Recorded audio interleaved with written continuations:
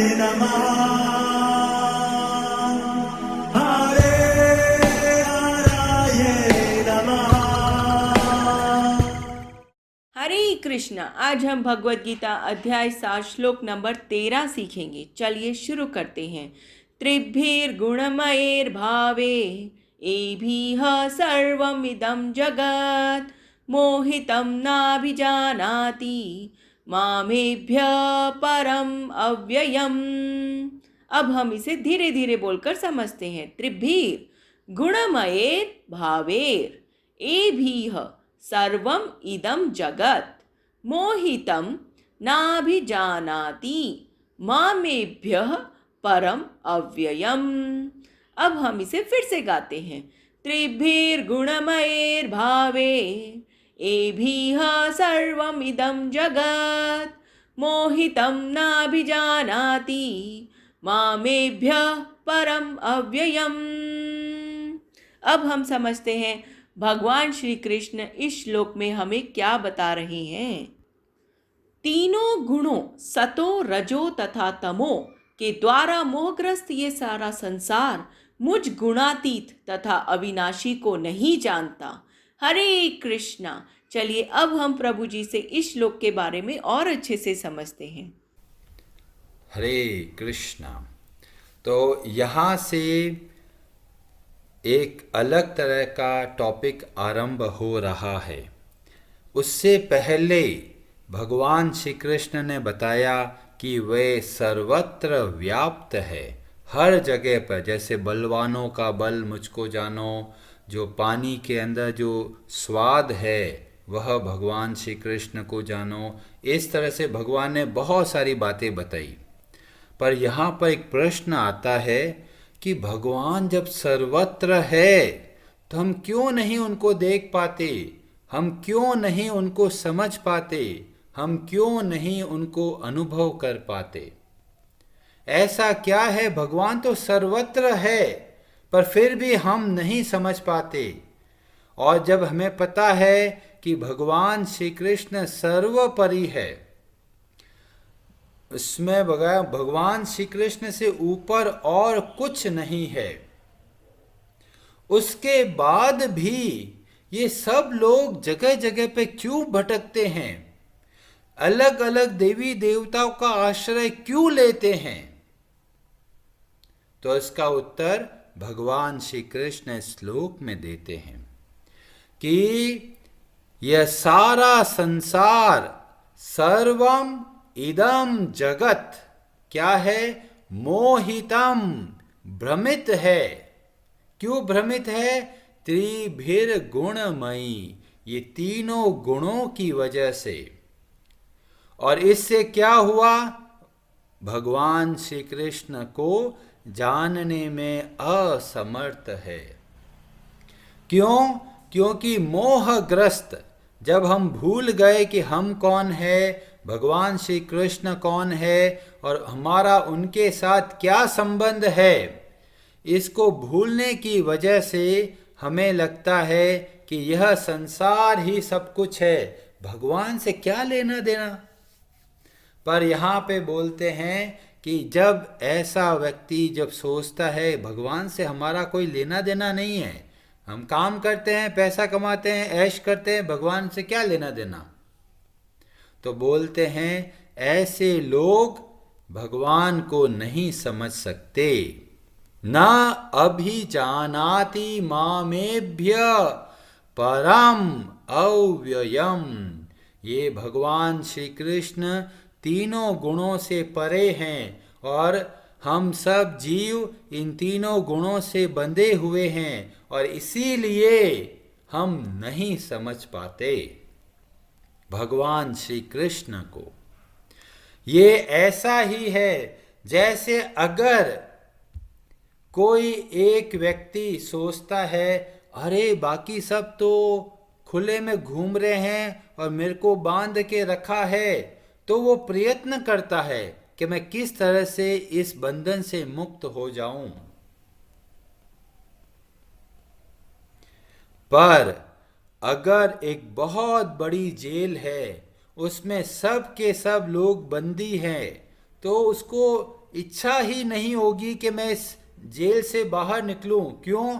क्योंकि वो देखता है आसपास सब के सब लोग बंधे हुए हैं, तो उसको लगता है यही जीवन है, और लगता है हम तो बहुत आराम से हैं। भले ही वो जेल के अंदर है, भले ही बहुत बड़ी जेल है, पर उसको आसपास को देखता है सब के सब बंधन में, चलो फिर क्या बात है, फिर हमें भी बंधन में रहते हैं, ये तो सामान्य जीवन है जी।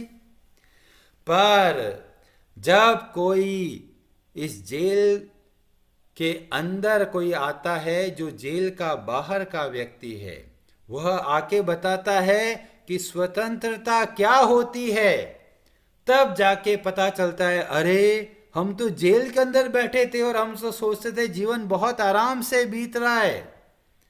पर ऐसे ही जब कोई भगवान श्री कृष्ण के भक्त हमें मिलते हैं, तब हमें पता चलने लगता है भगवान श्री कृष्ण के बारे में, और हमें पता चलता है यह संसार बहुत बड़ा एक जेल की तरह है, जहाँ पर 3 तरह के दुख मिलते ही रहते हैं, आदि दैविक, आदि भौतिक और आध्यात्मिक। 3 तरह के दुख पीड़ा मिलती ही रहती है, और 4 अवस्थाओं में मिलती है। कौन सी अवस्थाएं? जन्म, मृत्यु, जरा और व्याधि। और जब हम आसपास में देखते हैं तो हमें लगता है अरे सबके सबके जीवन में दुख है। कोई बुढ़ापे की वजह से तकलीफ पा रहा है, किसका अंतकाल आने वाला है इस वजह से तकलीफ पा रहा है, किसका जन्म होने वाला है तो तकलीफ पा रहा है, कोई बीमार हो गया तो तकलीफ पा रहा है। तो सब के सब हम आसपास देखते हैं तो हमें लगता है अरे सब के सब लोग दुख पाते हैं तो क्या दिक्कत है, यही तो जीवन है। पर भगवान के भक्त आते हैं और हमें समझाते हैं कि हम इस जगत के प्राणी नहीं हैं, हम सब भगवान श्री कृष्ण के सनातन अंश हैं।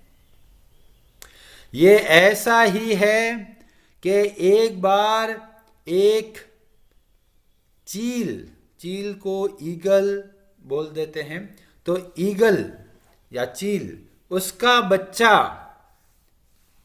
गिर जाता है मुर्गियों के बीच में। अब वो चील का बच्चा देखता है बाकी मुर्गियों बच्चे कैसे चलते हैं, वो वैसे ही चलने लग जाता है, और उसको लगता है कि वह एक मुर्गी है, और वो धीमे धीमे चलता है, थोड़ा थोड़ा छलांग लगाता है, उसको लगता है यही जीवन है। फिर एक बार एक चील देखता है अरे ये मुर्गियों के भीड़ में ये चील का बच्चा क्या कर रहा है, और वह चील जाता है उस चील के बच्चे के पास और बोलता है अरे तुम चील हो, तुम बहुत ऊंचाई से उड़ सकते हो, तुम्हें मुर्गियों की तरह चलने की जरूरत नहीं है। और वो चील का बच्चा कहता है नहीं नहीं, मैं मुर्गी हूं, मैं ऊंचाई से कूदूंगा तो गिर जाऊंगा, मर जाऊंगा। चील बोलता है अरे नहीं, तुम वास्तव में चील के बच्चे हो, तुम्हारे अंदर बहुत क्षमता है, पर तुम इस ग्रुप में आकर भूल गए अपने आप को। और चील का बच्चा बहुत डरता है कि नहीं नहीं, मैं तो बस यहां से यहीं छलांग लगा सकता हूं। फिर वो चील क्या करता है, चील के बच्चे को उठा के लेके चला जाता है बहुत ऊंचाई पे और छोड़ देता है। जैसे ही गिरने लगता है तुरंत अपने पंख फैलाता है और उड़ने लगता है। तब उसको पता चलता है अरे इतना समय मैं अपने आप को मुर्गी समझ के यहां से वहां, वहां से यहां कूद रहा था, मैं भूल ही गया कि मेरे अंदर इतनी क्षमता है कि मैं विशाल आकाश में बड़े आराम से उड़ सकता हूं। और हमारे जीवन में भी ऐसा ही होता है। इतने जन्मों से इस संसार में रहते रहते हम भूल ही गए कि हम कौन हैं, और भगवान के भक्त आकर हमें सिखाते हैं कि हम कौन हैं, हमारा उद्देश्य क्या है, हमारी क्षमता क्या है। और जब हम भगवान के भक्तों के संग में रहते हैं तब हमें अपना वास्तविक जो है, जो स्वभाव है, उसके बारे में पता चलने लगता है। इसीलिए सारे भक्त जब भी भगवान से मिलते हैं, भगवान के दर्शन करते हैं, वो क्या मांगते हैं? वो एक बहुत महत्वपूर्ण बात मांगते हैं, और वो कहते हैं कि भगवान, आप हमको अपने भक्तों का संग दीजिए, क्योंकि भक्तों के संग से बेहतर और कोई इस संसार में वस्तु नहीं है। जब हम भगवान के भक्तों का संग प्राप्त होता है और उनके द्वारा कथा का सुनते हैं तो हमारी भक्ति में बहुत बढ़ावा होता है। इसीलिए प्रहलाद को देखिए, ध्रुव को देखिए, प्रचेताओं को देखिए, सब के सब यही प्रार्थना करते हैं कि भगवान, हमें आप अपने भक्तों का संग देते रहिए। यह बहुत बड़ी बात है।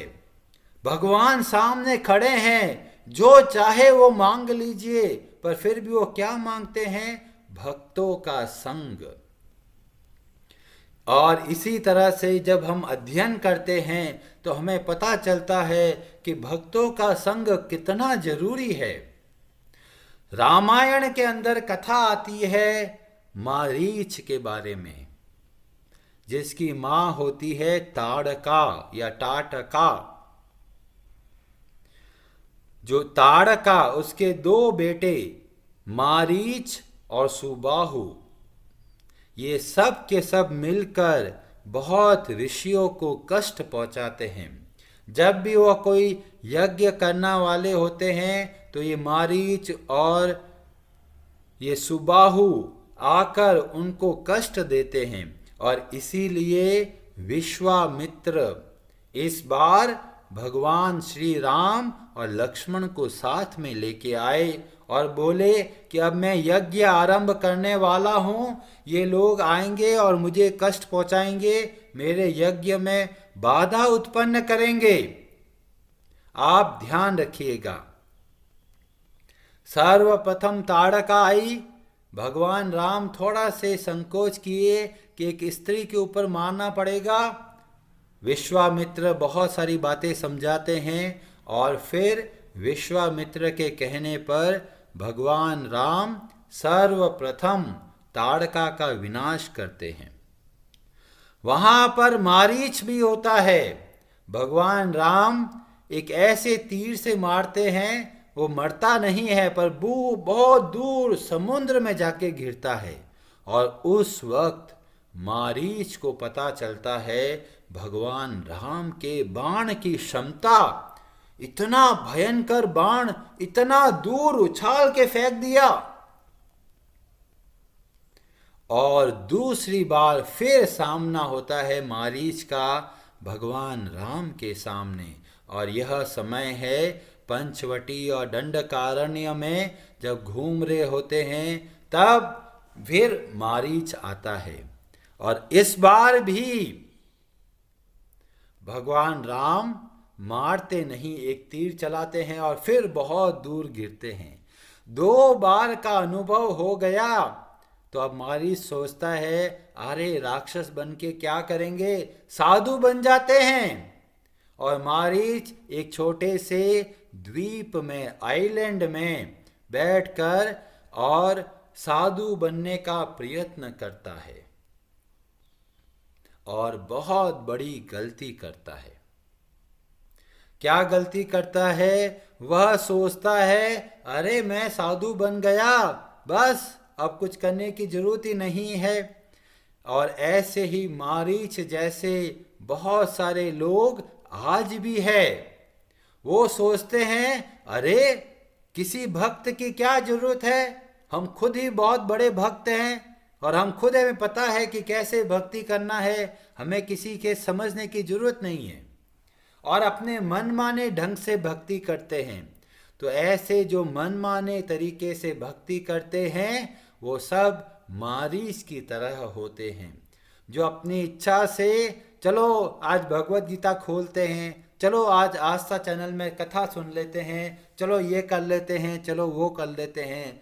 बिना भक्तों के संग में अगर कोई भक्ति करता है तो वह एक बंधन ही है, क्योंकि भक्ति का आरंभ होता है जब हम किसी भक्त के अंतर्गत कार्य करते हैं, जब हम किसी भक्त के निर्देश के अनुसार भक्ति करते हैं, तब ही वास्तव में भक्ति आरंभ होती है। उससे पहले तो धोखा है। क्यों?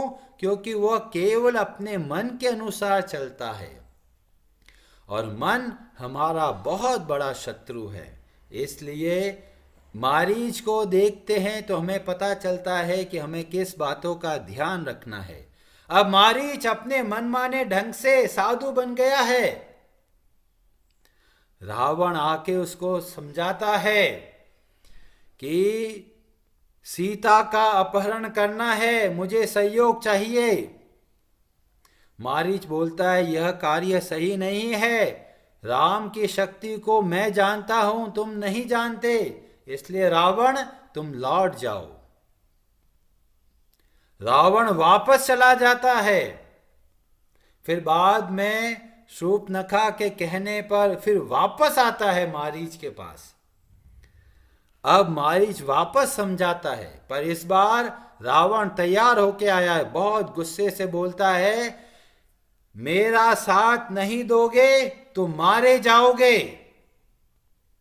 मारीच सोच रहा है कि किसके हाथों मरूं, राम के हाथों मरूं या रावण के। और फिर वो सोचता है रावण जैसे पापी के हाथों से मरने से तो अच्छा है राम के हाथों मरूं। अब आप देखिए, मारीच इससे ज्यादा सोच ही नहीं पाया। क्यों नहीं सोच पाया? क्योंकि उसके पास किसी भक्त का संग नहीं था। वो अपने हिसाब से ही सोचे जा रहा है। वो सोच रहा है मरना ही पड़ेगा। एक और अच्छा विकल्प हो सकता था कि वो सीधा भगवान राम के चरणों में जाता और शरण ले लेता, पर यह विचार उसके दिमाग में आया ही नहीं। क्यों नहीं आया? क्योंकि वो अपने मनमाने ढंग से भक्ति करते हैं। और एक और उदाहरण देखने को मिलता है सुग्रीव का। उसको भी नहीं पता कि भगवान राम कौन है, पर उनके पास बहुत बड़ी सहायता है। किसकी सहायता है? हनुमान जी की। हनुमान जी इतने बड़े भगवान के भक्त हैं, और भगवान के भक्त के संरक्षण में जब रहते हैं तो भले ही थोड़ी बहुत गलतियां हैं, पर भगवान के भक्त की वजह से सुग्रीव भगवान श्री राम से मित्रता करने में सफल होते हैं। तो एक तरफ मारीच है जो मनमाने ढंग से साधु बन गया और मनमाने ढंग से भक्ति करने का प्रयत्न कर रहा है, और एक तरफ सुग्रीव जो साधु नहीं बना, फिर भी उनको भगवान राम का सानिध्य प्राप्त हुआ। तो कहने का मतलब है, जब हम भगवान के भक्तों के संग में रहते हैं तब हमें भगवान के बारे में पता चलता है। उससे पहले हम केवल अपने मन के घोड़े पे बैठे हैं। कभी सोमवार का व्रत कर लिया, कभी मंगलवार का व्रत कर लिया, कभी इसकी पूजा कर ली, कभी उसकी पूजा कर ली, कभी यहाँ चले गए, कभी वहाँ चले गए, कभी इस पद्धति के अनुसार चलने लग गए, कभी इस बाबा जी को सुन लिया, कभी इनका सुन लिया, जगह जगह पर खिचड़ी बना के रख दिया। पर जब भगवान के भक्तों के बात आती है और समझ में आने लगता है कि भगवान श्री कृष्ण क्या कह रहे हैं, सर्वधर्मान परित्यज्य माम एकम शरणम व्रज। अलग अलग जगह पे आश्रय ढूंढेंगे तो हम कहीं नहीं जा पाएंगे, वहीं के वहीं खड़े मिलेंगे, न जाने कितने जन्म हो जाए। इसलिए हर एक को चाहिए कि ये हमारे एक शिक्षा गुरु हैं, ये भगवान के भक्त हैं, ये जैसा बताएंगे मैं वैसा ही करूँगा। और इस तरह से आप जब भक्ति करेंगे तो आपको भक्ति में बहुत तेजी से आगे बढ़ेंगे। अपने मन माने ढंग से भक्ति करेंगे तो हम अभी भी अपने जो बुरी आदतों से बाहर नहीं निकल पाएंगे। तो जब हम ऐसी कथाओं को सावधानी पूर्वक समझते हैं तब हमें पता चलता है कि भक्ति कैसे करनी है। अब बहुत बड़ा प्रश्न खड़ा हो जाता है, सब के सब लोग मोहित है, भ्रमित है, भगवान को जानेंगे कैसे? तो उसका उत्तर हमें अगले श्लोक में मिलता है जो हम लोग कल चर्चा करेंगे। हरे कृष्णा जी, आप सबका बहुत बहुत धन्यवाद। हरे हराये नमः।